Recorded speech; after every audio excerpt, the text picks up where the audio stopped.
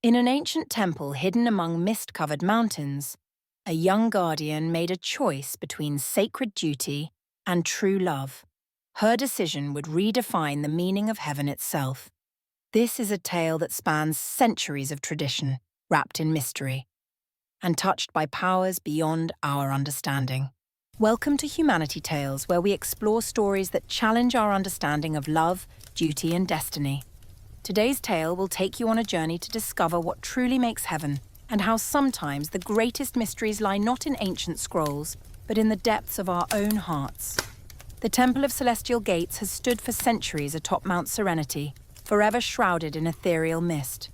Golden lanterns cast their eternal glow through the fog, while ancient stones whisper secrets of the past. Each morning, as the sun rises over the distant peaks, the temple's bells ring out across the valley, their deep resonance a reminder of mysteries that lie within. Sarah Chen's connection to the temple began in her earliest memories. As a child, she would watch in wonder as her grandmother performed the sacred rituals, the old woman's hands moving with practiced grace through ancient gestures. The temple was her playground, its corridors her childhood friends, its mysteries her bedtime stories. Her grandmother would often say, "Sarah, these walls don't just hold secrets, they hold the dreams of all who seek truth." The sudden passing of her grandmother 3 years ago thrust Sarah into the role of guardian earlier than anyone expected. On her deathbed, her grandmother had whispered, "Heaven isn't a place, my dear, but a state of perfect love and loyalty." At the time, Sarah didn't understand. She was only 22, barely finished with university, when the mantle of responsibility fell upon her shoulders. While her friends chased dreams in the bustling city below, 25-year-old Sarah embraces her solitary duty with unwavering dedication. Her sacred responsibility is protecting the temple's greatest secret, a mystical gate said to lead to true heaven. The gate itself remains hidden within the temple's innermost sanctuary, its presence marked only by a wall of intricate carvings that seem to shift and change in the flickering lamplight. Each day follows an ancient rhythm. Sarah wakes before dawn to light the sacred lamps, their flames said to burn with the same fire that lit the temple's first morning. She tends to the vast library of scrolls, each one containing fragments of wisdom passed down through generations. In the Hall of Whispers, she meditates as sunlight filters through paper screens, creating dancing shadows that tell their own stories. Visitors come from all corners of the world, tourists seeking photos, scholars studying architecture, and pilgrims searching for meaning. Sarah greets them all with quiet dignity, sharing the temple's public histories while carefully guarding its deeper mysteries.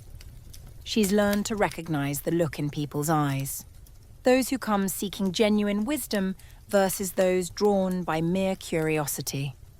In quiet moments, Sarah often finds herself in the temple's ancient garden, where her grandmother taught her the first guardian prayers. The cherry trees, older than anyone can remember, scatter their blossoms like pink snow. Here, surrounded by nature's beauty and centuries of tradition, Sarah feels closest to understanding her grandmother's final words. Yet despite the peace she finds in her duties, questions linger in her heart. Is this truly her destiny? Will she spend her life alone, watching over ancient secrets? The weight of tradition rests heavily on her shoulders, even as she takes pride in carrying it. Little does she know that fate has plans to challenge everything she believes about duty, love, and the true nature of heaven itself. Everything changes on a misty autumn morning when Marcus Rivers arrives. Unlike the camera-wielding tourist she's accustomed to turning away, Marcus comes with something different. His footsteps through the temple courtyard seem guided by more than mere curiosity, and the eternal flames in the sanctuary flicker in unison as he approaches. When their eyes first meet, Sarah notices something that stops her practiced greeting. In his hand is a leather-bound journal, its pages filled with drawings that make her blood run cold. Perfect renderings of the gate's sacred patterns, details known only to temple guardians. More unsettling still is the tremble in his voice when he speaks. I've seen it in my dreams, every night for the past year. Marcus Rivers is not what she expects of a mystic seeker. A professor of comparative religions from London, his academic credentials are impeccable, yet there's a vulnerability in his eyes that speaks of deeper wounds. It started after the accident, he explains, seated in the temple's reception room. I was climbing in the Alps. There was an avalanche, and for 6 minutes, I was clinically dead. During those minutes between worlds, Marcus experienced visions that would change his life. He saw the gate in perfect detail. Every symbol, every carving, secrets hidden in its ancient design that even Sarah has yet to discover. But more than that, he saw a gathering darkness, shadows seeking to exploit the gate's power for their own ends. As autumn deepens, Sarah finds herself drawn into Marcus's quest. Their conversations stretch from dawn to dusk, ranging from ancient philosophies to personal dreams.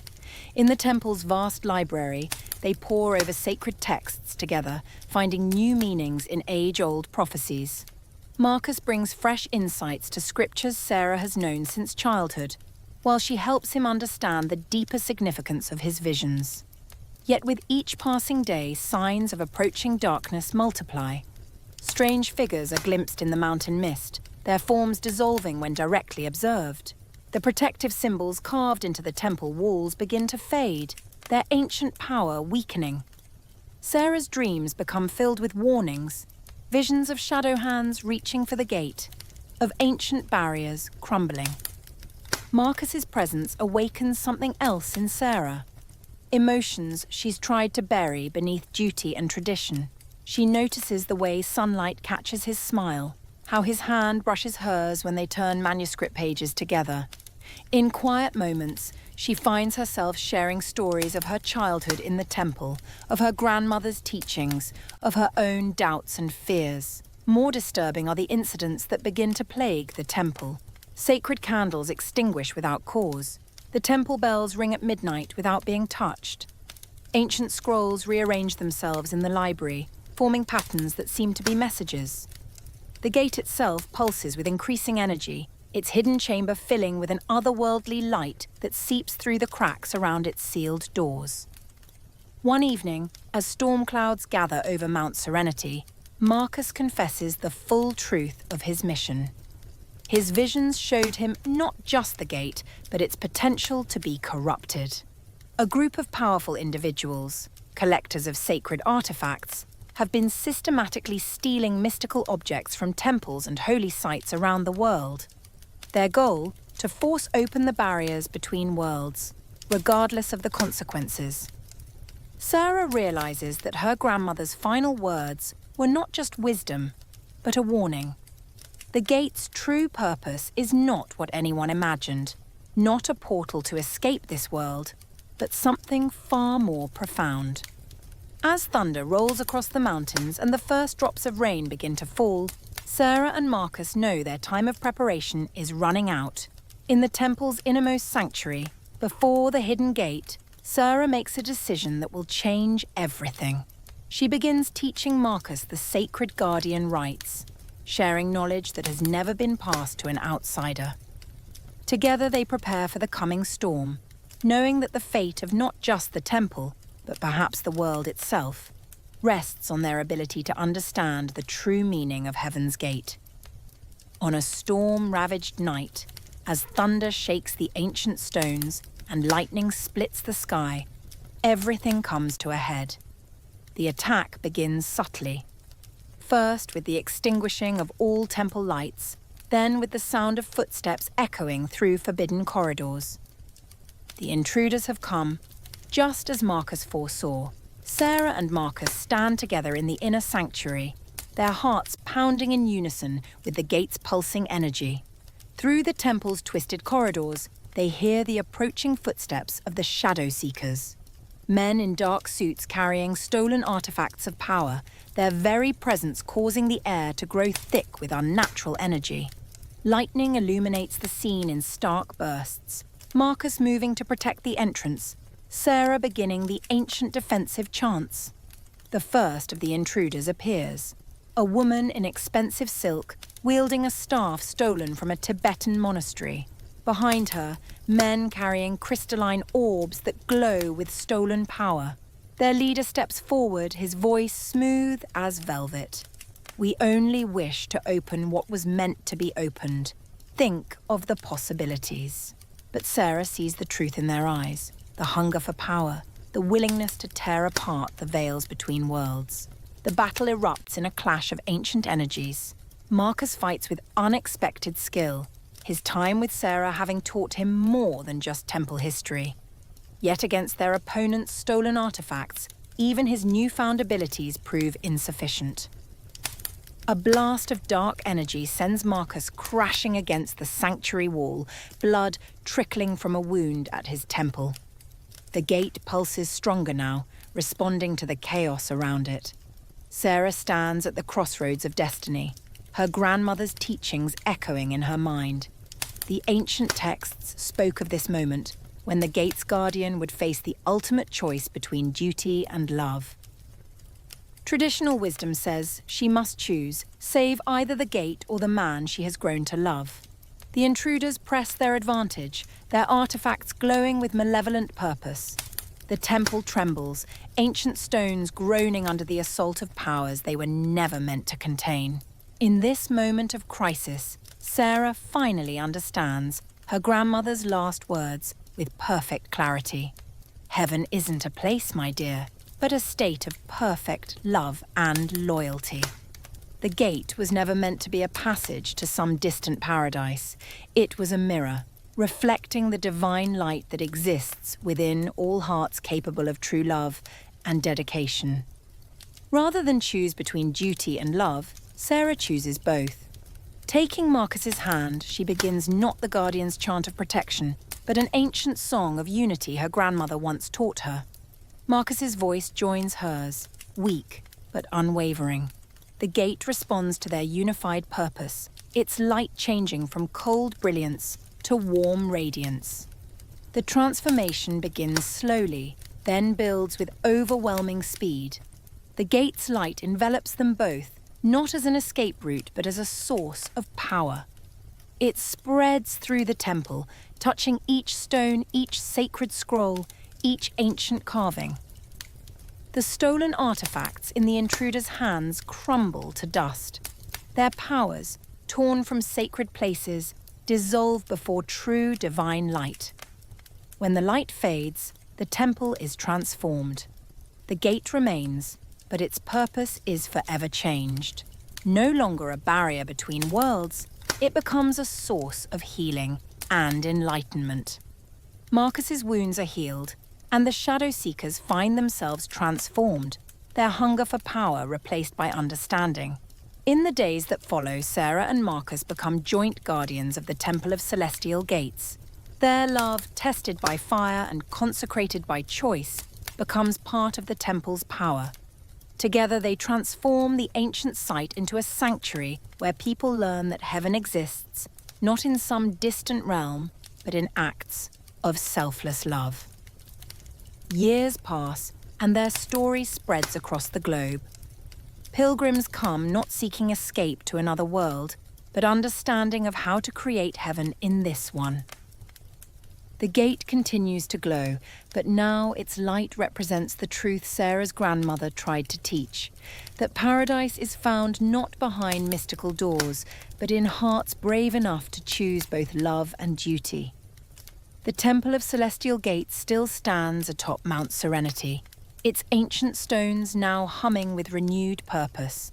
And if you listen closely on quiet evenings, you might hear two voices raised in the Guardian's chant, reminding all who visit that the truest heaven is found not in escape, but in the courage to stay and love fully, deeply, and without reservation.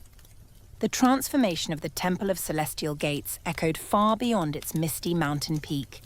Where once pilgrims sought escape from the world, they now came seeking the wisdom to transform it. Sarah and Marcus's story became a living testament to the power of choosing both duty and love, inspiring countless others to find their own path to divine understanding. Each morning, as sunrise paints the temple's ancient stones in shades of gold and rose, a new ritual begins. Sarah and Marcus stand before the gate, not as its prisoners, but as its partners. Together, they guide seekers through the temple's courtyards, sharing the truth they discovered on that fateful night. That heaven's light shines brightest through hearts, joined in purpose and love. The temple's vast library, once a repository of closely guarded secrets, has become a place of active learning. Ancient scrolls are now studied alongside modern writings, each offering insights into the eternal quest for understanding. Marcus's academic background bridges the gap between mystical wisdom and contemporary thought, while Sarah's lifetime of temple knowledge helps ground these insights in sacred tradition. Their union blessed the temple with children who brought new life to ancient halls. These young ones grew up understanding that the gate's true power lay not in its ability to transport, but to transform. They learned their parents' story not as distant legend, but as living truth, seeing daily how love and duty need not be opposing forces, but can strengthen each other. Unexpected visitors began arriving at the temple, those touched by the Shadow Seeker's stolen artifacts. Where once these objects brought pain and discord, the gate's transformed energy now offered healing. Grace, an elderly woman who once possessed a crystal of stolen power, found peace within the temple walls. "I thought I was seeking strength," she told Sarah, "but I was really looking for connection." The temple's influence spread in quiet ways. Those who spent time within its walls returned to their own lives changed, carrying with them the understanding that divine light exists in every act of compassion, every choice to serve, every moment of unconditional love.